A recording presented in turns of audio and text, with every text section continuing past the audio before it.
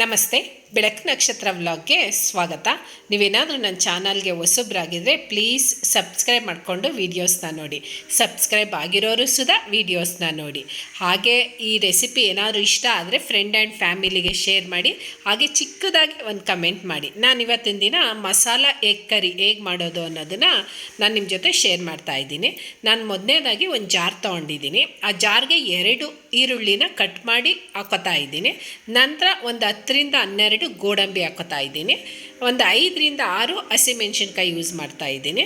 ನಂತರ ಒಂದು 2ರಿಂದ 3 ಬೆಳ್ಳುಳ್ಳಿ, ಮತ್ತು ಬೆಳ್ಳುಳ್ಳಿ ಎಷ್ಟು ತೊಗೊಂಡಿರ್ತೀವೋ ಆ ಪ್ರಮಾಣದ ಅರ್ಧದಷ್ಟು ಶುಂಠಿ ತೊಗೋತಾ ಇದ್ದೀನಿ. 1.5 ಇಂಚಷ್ಟು ಶುಂಠಿ ಹಾಕೋತಾ ಇದ್ದೀನಿ.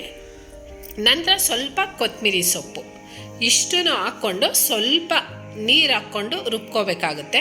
ಇಲ್ಲಿ ಯಾವುದೇ ಕಾಯಾಗಲಿ ಅಥವಾ ಕೊಬ್ಬರಿ ಆಗಲಿ ಯೂಸ್ ಮಾಡ್ತಾ ಇಲ್ಲ. ಬರೀ ಇಷ್ಟು ಸಾಮಗ್ರಿಗಳನ್ನ ನೈಸಾಗಿ ರುಬ್ಕೊಬರ್ಬೇಕಾಗುತ್ತೆ. ಈಗ ರುಬ್ಕೊಂಡು ಬರೋಣ ಬನ್ನಿ. ಈಗ ರುಬ್ಕೊಂಡಿದ್ದಾಗಿದೆ ನೋಡಿ. ಒಂದು 5ರಿಂದ 6 ಮೊಟ್ಟೆಗೆ ಇಷ್ಟು ಮಸಾಲೆ ಸಾಕಾಗುತ್ತೆ.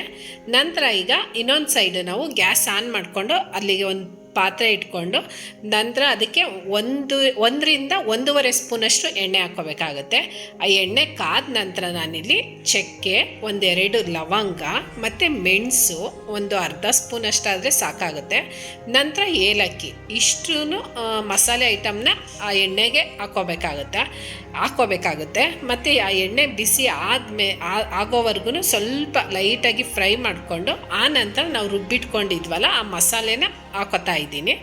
ಆ ಮಸಾಲೆ ಹಸಿ ಸ್ಮೆಲ್ಲು ಮತ್ತು ಖಾರ ಅದು ಘಾಟೆಲ್ಲ ಹೋಗೋವರೆಗೂ ಆ ಎಣ್ಣೆನಲ್ಲೇ ಸ್ವಲ್ಪ ಲೈಟಾಗಿ ಫ್ರೈ ಮಾಡ್ಕೊತಾ ಇರಬೇಕು. ಒಟ್ಟಿನಲ್ಲಿ ಈಗೆಲ್ಲ ನೀಟಾಗಿ ಫ್ರೈ ಮಾಡ್ಕೊತಾ ಇರಬೇಕು.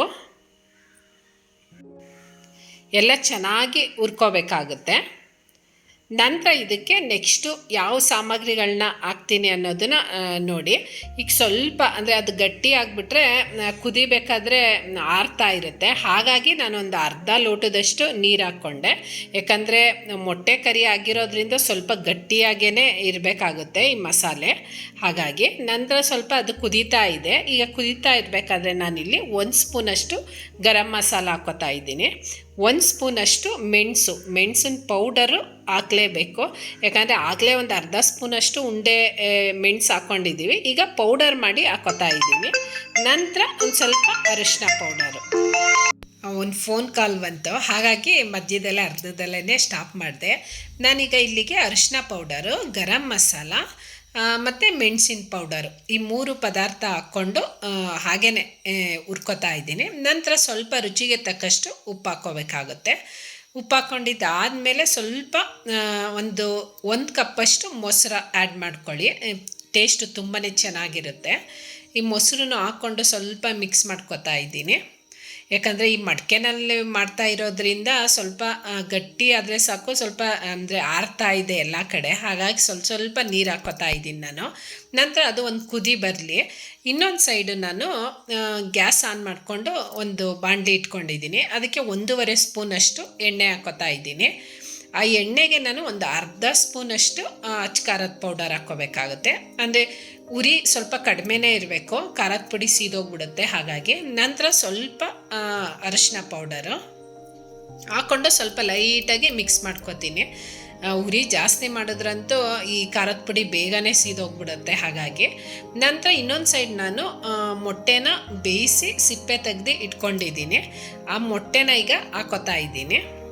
ಒಂದು 4ರಿಂದ 5 ಮೊಟ್ಟೆ ಬೇಯಿಸಿಟ್ಕೊಂಡೆ. ಅದರಲ್ಲಿ 1 ಮೊಟ್ಟೆ ಮೋಸ್ಟ್ಲಿ ಒಡೆದೋಗ್ಬಿಟ್ಟಿತ್ತು. ಹಾಗಾಗಿ ಸ್ವಲ್ಪ ಇದಾಗಿದೆ. 4 ಮೊಟ್ಟೆ ಚೆನ್ನಾಗಿದೆ. ನಾನಿಲ್ಲಿ ಈ ರೆಸಿಪಿಗೆ ಒಂದು 5 ಮೊಟ್ಟೆ ತೊಗೊಂಡಿದ್ದೀನಿ ಅಂತಲೇ ಅನ್ಬೋದು. ಈ ಮೊಟ್ಟೆನ ಲೈಟಾಗಿ ಫ್ರೈ ಮಾಡ್ಕೋಬೇಕಾಗುತ್ತೆ. ಇದು ಅಚ್ಕಾರದ ಪೌಡರು ಮತ್ತು ಉಪ್ಪು ಹಾಕ್ಕೋಬೇಕಾಗುತ್ತೆ. ಉಪ್ಪಿನ ಪುಡಿ ಸ್ವಲ್ಪ ಸ್ಕಿಪ್ ಆಗಿಬಿಟ್ಟಿದೆ. ಅದೆಲ್ಲ ಸ್ವಲ್ಪ ಮೊಟ್ಟೆಗೆ ಹಿಡಿಯೋವರೆಗೂ ನಾವು ಫ್ರೈ ಮಾಡ್ಕೋಬೇಕು. ಆ ನಂತರ ಇನ್ನೊಂದು ಸೈಡು ಈಗ ಕುದಿ ಬಂದಿದೆ. ಈ ಕುದಿ ಬರ್ತಾ ಇದೆ ಅಂದರೆ ಇದು ಆಲ್ಮೋಸ್ಟ್ ಬೆಂದಿದೆ ಅಂತ ಅರ್ಥ. ನಾವು ಮೊಟ್ಟೆ ಫ್ರೈ ಮಾಡ್ಕೊಂಡಿದ್ವಲ್ಲ ಆ ಮೊಟ್ಟೆನ ಇದಕ್ಕೆ ಆ್ಯಡ್ ಮಾಡ್ಕೋಬೇಕಾಗುತ್ತೆ. ಆ್ಯಡ್ ಮಾಡ್ಕೊಂಡು ಎಲ್ಲ ನೀಟಾಗಿ ಮಿಕ್ಸ್ ಮಾಡ್ಕೋಬೇಕು. ಇದೇನು ಮತ್ತೆ ಕುದಿಸೋ ಅವಶ್ಯಕತೆ ಇಲ್ಲ. ಒಂದು 2-3 ನಿಮಿಷಗಳ ಕಾಲ ಕುದಿ ಬಂದರೆ ಸಾಕಾಗುತ್ತೆ. ಯಾಕಂದರೆ ಆಲ್ಮೋಸ್ಟ್ ಎಲ್ಲ ಮಸಾಲೆ ಪದಾರ್ಥ ಮೊಟ್ಟೆನೂ ಬೆಂದಿರೋದ್ರಿಂದ ಒಂದು 2-3 ನಿಮಿಷಗಳ ಕಾಲ ಕುದಿಸ್ಕೊಂಡ್ರೆ ಸಾಕಾಗುತ್ತೆ. ನಂತರ ಲಾಸ್ಟ್ ಮೂಮೆಂಟಲ್ಲಿ ಮೆಂತ್ಯ ಸೊಪ್ಪು ಅಂತಾರಲ್ಲ ಅದನ್ನು ತೊಗೊಂಡಿದ್ದೀನಿ. ಇಲ್ಲಾಂದರೆ ನೀವು ಹಸಿ ಮೆಂತ್ಯ ಸೊಪ್ಪಾದ್ರೂ ಹಾಕ್ಕೋಬೋದು. ಅಂದರೆ ಸ್ಟಾರ್ಟಿಂಗು ನಾವು ಎಣ್ಣೆಯಲ್ಲಿ ಉರಿತೀವಲ್ಲ ಆ ಟೈಮಲ್ಲೇ ಹಾಕ್ಕೋಬೋದು. ನಂತರ ಇದಕ್ಕೆ ಲಾಸ್ಟ್ ಮೂಮೆಂಟಲ್ಲಿ ಒಂದು ಸ್ವಲ್ಪ ಕೊತ್ತಂಬರಿ ಸೊಪ್ಪು, ಎಲ್ಲ ರೆಸಿಪಿಗೂ ಕೊತ್ತಂಬರಿ ಸೊಪ್ಪು ಇದ್ರೇ ಲಾಸ್ಟ್ ಅಂತ ಕೊನೆ ಅಡುಗೆ ಅಂತಲೇ ಅನಿಸೋದು ಒಟ್ಟಿನಲ್ಲಿ. ಹಾಗಾಗಿ ನಾನು ಒಂದು ಸ್ವಲ್ಪ ಕೊತ್ತಂಬರಿ ಸೊಪ್ಪು ಹಾಕ್ಕೊಂಡಿದ್ದೀನಿ. ಈಗ already masala egg curry ready ಆಯಿತು ಅಂತಲೇ ಅನ್ಬೋದು. ನೀವು ಚಪಾತಿಗಾದ್ರೂ ತಿನ್ಬೋದು, ಅಥವಾ ಪೂರಿ, ರೈಸು, ಬಿಸಿ ರೈಸ್ಗೂ ತುಂಬಾ ಚೆನ್ನಾಗಿರುತ್ತೆ, ಮತ್ತು ಗೀ ರೈಸ್ಗೂ ತುಂಬಾ ಚೆನ್ನಾಗಿರುತ್ತೆ ಅಂತಲೇ ಅನ್ಬೋದು. ನಾನಿಲ್ಲಿ ಈಗ ನೈಟ್ ಯಾವಾಗಲೂ ನಮ್ಮ ಮನೆಯಲ್ಲಿ ಚಪಾತಿ ಮಾಡೋದ್ರಿಂದ ಚಪಾತಿ ಮಾಡ್ಕೊತಾ ಇದ್ದೀನಿ. ಪೂರಿ ಸ್ವಲ್ಪ ಕಡಿಮೆನೇ ಮನೆಯಲ್ಲಿ ಮಾಡೋದು. ಹಾಗಾಗಿ ಚಪಾತಿಗೆ ಎಗ್ ಕರಿ ಕಾಂಬಿನೇಷನ್ ತುಂಬಾ ಟೇಸ್ಟ್ ಚೆನ್ನಾಗಿರುತ್ತೆ ಅಂತಲೇ ಅನ್ಬೋದು.